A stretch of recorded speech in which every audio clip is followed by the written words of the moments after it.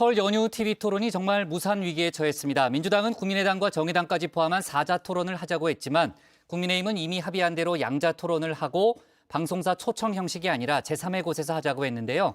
양측이 평행선을 달리면서 합의점을 찾기 쉽지 않은 그런 상황입니다. 또 연일 쇄신안을 내놓고 있는 민주당과 이재명 후보는 오늘 호남으로 갔는데요. 관련 소식까지 류정아 상황실장이 정리했습니다. 설 밥상 민심을 좌우할 거라고 봤던 대선 후보 양자 토론은 법원의 결정으로 일단 무산이 됐는데요. 류 실장이 밟지 않은 동안에 속보가 또 들어왔습니다. 속보가 두 가지가 들어왔는데 일단 그 얘기를 좀 해볼게요. 일단 오늘 이재명 윤석열 양자 토론에 대해서는 법원이 정당성을 잃었다고 이제 판단을 했잖아요. 그래서 양자 토론은 무산이 됐습니다. 방송 3사가 지금 이제 조금 전에 이재명, 윤석열, 안철수, 심상정 이렇게 이제 사자 토론에 대해서 합의를 하고 후보들에게 이제 사자 토론을 요청을 했는데 네, 역시 다정회를 꼭 봐야 하는 이 정치의 계절입니다. 어제도 방송 중에 계속 속보가 이렇게 들어왔죠. 오늘도 각 당은 토론을 어떻게 할지를 두고 치열한 수싸움을 벌였습니다. 법원이 TV토론의 영향력과 공정성을 감안해서 양자 토론을 방송 금지를 신청한 국민의당의 손을 이렇게 들어줬죠.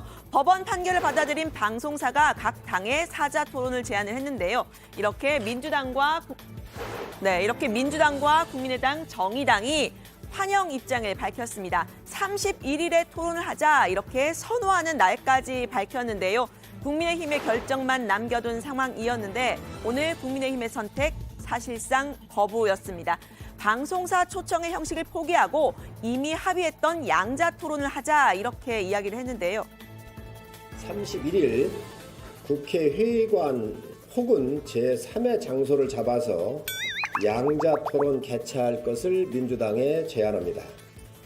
법원의 가처분 결정의 취지는 방송사 초청 토론회가 선거에 미치는 영향이 크다는 것으로 방송사 초청이 아닌 양자 간 합의에 의한 토론회 개최는 무방한 것으로 판단이 됩니다. 네, 그러니까 국민의힘은 이 법원의 결정이 양자 토론 자체를 하지 말라는 게 아니다. 방송사 초청의 양자 토론을 하지 말라는 거다. 이렇게 해석을 한 건데요. 사자 토론은 기회가 앞으로도 많으니 추가 토론이 필요하면 협의를 하자고 했습니다. 민주당은 즉각 반박했는데요. 국민의힘이 법원의 판결을 무시하고 있다는 겁니다. 다른 정당들도 지금 찬성을 하고 있기 때문에 사자 토론이 성사 직전인데 사실 토론을 회피하려는 것 아니냐라고 했습니다. 이거는 조금 법원의 판결을 무시하는 것 같기도 하고요. 또는 사자 토론을 회피할 수단으로 혹시나 양자 토론이라는 것을 사용하려는 것 아닌가라는 의심이 듭니다. 그래서 아까 제가 말씀드린 것처럼 성사 단계에 있는 사자 토론에도 적극적으로 참여해 주시고 성사를 직전에 두고 있는 사자 토론을 회피하진 않았으면 좋겠다. 네, 민주당은 국민의힘이 제안한 양자 토론도 할 수 있지만 사자 토론이 우선이다라는 입장인데요. 이렇게 여야의 입장이 엇갈리는 상황인 겁니다. 제3지대는 당연히 민주당의 손을 들 수밖에 없겠죠. 국민의당은 국민의힘을 향해서 설 밥상에 안철수라는 떡궁을 빼겠다는 거냐라면서 법원의 결정을 따르지 않는 오만함의 극치라고 했습니다. 링에 올라오지 않는 선수는 자동 실격입니다. 이런 정신 상태, 이런 새가슴으로 무슨 정권 교체를 하겠다는 것입니까? 문재인 대통령과 맞섰던 용기로 추미애와 싸웠던 기백이 아직 남아있다면 도망가지 말고 꼼수 부리지 말고 당당히 링으로 올라오셔야 합니다. 네, 정의당 역시 국민의힘을 겨냥했습니다. 토론을 피하려는 꼼수라면서 검찰총장 출신인 윤 후보를 직격했습니다. 윤석열 후보님, 심상정은 물지 않습니다. 해치지 않을 테니 굳이 궁색한 꼼수로 도망가지 마시고 사자 토론에 나와도 괜찮다는 말씀을 드립니다. 늘 법대로 하겠다는 윤 후보께서 왜 토론은 법대로 못하겠다는 겁니까? 네, 국민의힘과 나머지 정당이라는 이렇게 3대1의 구도가 형성이 된 건데요. 다수결의 원칙 적용될 수 있을까요? 토론 성사 여부는 당사자들 간의 합의가 중요하죠. 모레면 사실상 설 연휴에 돌입을 하는데 시한도 이미 임박했습니다. 국민의힘이 양자 토론을 그대로 하자 이렇게 입장을 고수하면서 지금 방송 토론 무산될 가능성도 없지 않은데요. 대선을 40여일 남겨두고 아직 후보들의 대면 맞대결 보지 못한 상황이죠. 어토류인 저만 아쉬운 상황은 아니죠. 네, 법원에 결정하기 전에 양자 토론이냐 다자 토론이냐 의견이 분분하던 지난주에 토론을 주관할 예정이었던 KBS가 여론조사한 결과에 따르면요. 다자 토론을 원하는 의견이 69.8%로 양자 토론을 원하는 의견의 2.5배였습니다. 그럼에도 국민의힘이 양자 토론을 고수하는 건 이재명 후보와의 맞대결의 의지를 드러내는 거다. 이런 분석도 나왔는데요. 이 후보는 형식에 구애되지 말고 토론하자 입장을 내놨습니다. 누구의 말이 더 설득력이 있는지 판단하는 건 정 회원님들의 몫입니다. 토론 빨리 형식 이런 거 구애되지 말고 하면 될 텐데 자꾸 복잡하게 하는 것 같은데요.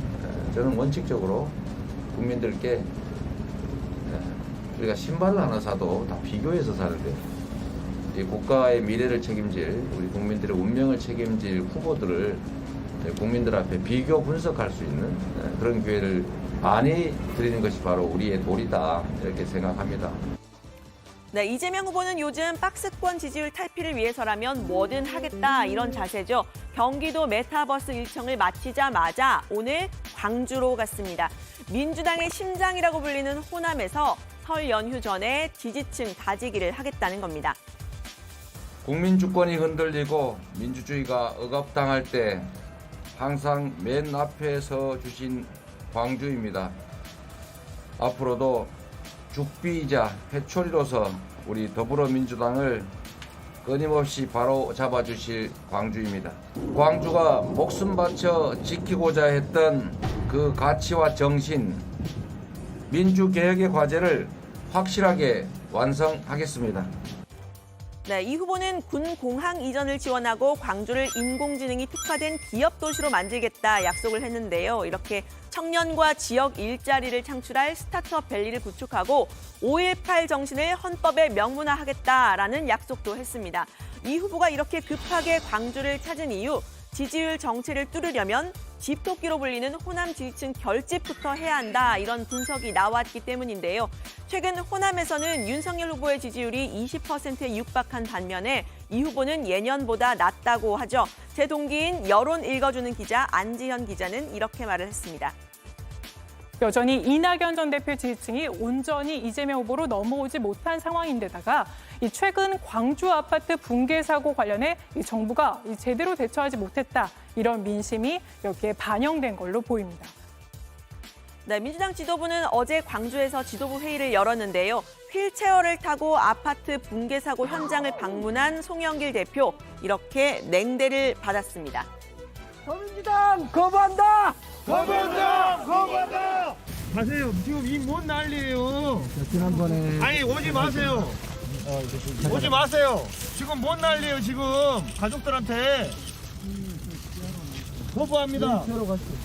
해결하고 오세요. 해결하고. 네, 앞서 국민의힘 이준석 대표가 실종자 가족들과 29층 사고 현장까지 올라가서 둘러봤던 것과는 좀 대비가 됐는데요. 저희 국민의힘도 그 광주시 당각을 중앙당 차원에서 저희가 할 수 있는 조력, 그 모든 것을 다 하기로 이렇게 결정했습니다. 실종자 가족분들이 많이 우려하시는 이런 문제들에 대해 가지고 이 시공사인 현대산업개발 측에서 좀 더 적극적인 자세로 임해줄 것을 저희 당 차원에서 요청하겠습니다. 네, 이 후보의 호남 방문 민심을 돌릴 수 있을까요? 이 후보의 비책은 바로 이낙연 전 대표입니다. 이낙연 전 대표는 잠시 후 오후 6시에 이 광주 충장로에서 이 후보와 함께 동행 유세를 할 예정입니다.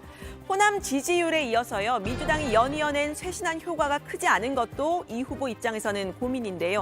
7인의 선언, 그리고 586 용태론 같은 이런 인적 쇄신안부터 삼선 금지와 보궐선거 무공천 방안 같은 정치 쇄신안, 네거티브 중단 선언까지 있었죠. 국민의힘은 일단 이 네거티브 중단 선언에 대해서 언급했습니다. 뜬금없다, 얕은 수다 이렇게 비판을 쏟아냈는데요. 특히 현실성이 떨어진다고 했는데 이 후보의 선언 직후 정작 법사위 회의장에서 김건희 씨의 녹취록을 튼 점을 문제 삼았습니다.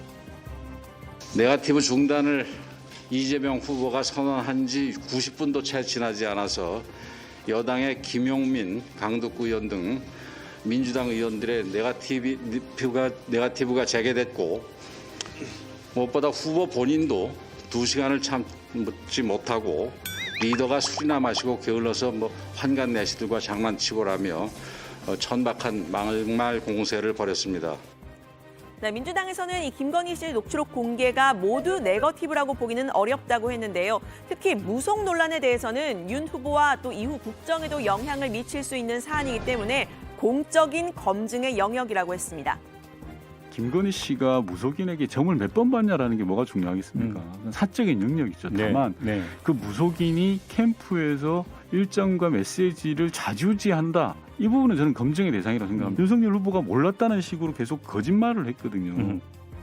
네, 인적 쇄신론의 경우에는 송영길 대표의 불출마 선언 이후에 흐름을 이어갈 사람들이 딱히 보이지 않는 상황인데요. 5년 전에도 586 용태론을 말했었던 이동학 최고위원은 다시 한번 세대 교체론을 강조했습니다. 송 대표의 행보에 힘을 실은 겁니다. 시대적 과제 해결과 당장의 위기에 대응할 정치체계 구축을 완료하지 못한다면 모두 집에 가실 각오를 하셔야 할 것입니다. 이것이 86세대의 소임입니다. 당이 살고 후보가 살아야 하기 때문이 아니라 국민을 살리기 위해서입니다. 상대를 악마로 규정해놓고 죽여야만 내가 사는 정치를 끝내고 노장청이 공존하는 정치, 미래를 열어가는 정치를 만듭시다. 네, 586 용태론을 띄웠던 김종민 의원, 용태보다는 정치 교체를 주장하려고 했던 거다라고 했죠. 오히려 책임을 지고 정치 교체를 해야 한다는 뜻이었다, 이렇게 말을 했는데요. 용태와 책임 사이에는 간극이 좀 크죠. 오늘은 86그룹의 대표주자인 우상호 의원이 큰 책임을 맡았습니다. 선대위 총괄 선대본부장직을 맡은 건데요. 586 용태론은 더 이상 확산되지 않을 것이라고 선을 그었습니다. 그리고 그것이 실제 대선에 어떤 효과가 있을지도 정확히 검증되지 않은 상황에서 그 문제가 더 길어지는 것은 바람직하지 않다고 생각하고 있습니다. 송영길 의원과 우상호 불출마 선언으로 우리의 의지는 충분히 전달된 것이다, 이렇게 생각하고 더 이상의 이 문제가 더 논의되거나 확산되지 않을 것이다, 이렇게 보고 있습니다. 네, 찻잔 속에 태풍이 되지 않겠느냐 우려가 나왔던 민주당 쇄신론, 태풍이 되기도 전에 찻잔 속에 단단히 가두는 모양새입니다. 쇄신안을 연일 쏟아지는 이재명 후보와 민주당의 진정성, 유권자들이 지켜보고 있습니다. 국민의힘은 다시 한번 양자 토론을 고수했는데요. 설 연휴의 토론 어떤 형태든 지금은 쉽지 않아 보이는 상황입니다. 오늘 발제 이렇게 정리합니다. 민주당 사자 토론, 대 국민의힘 양자 토론 신경전 계속, 호남 간 이재명 쇄신 효과 미지수.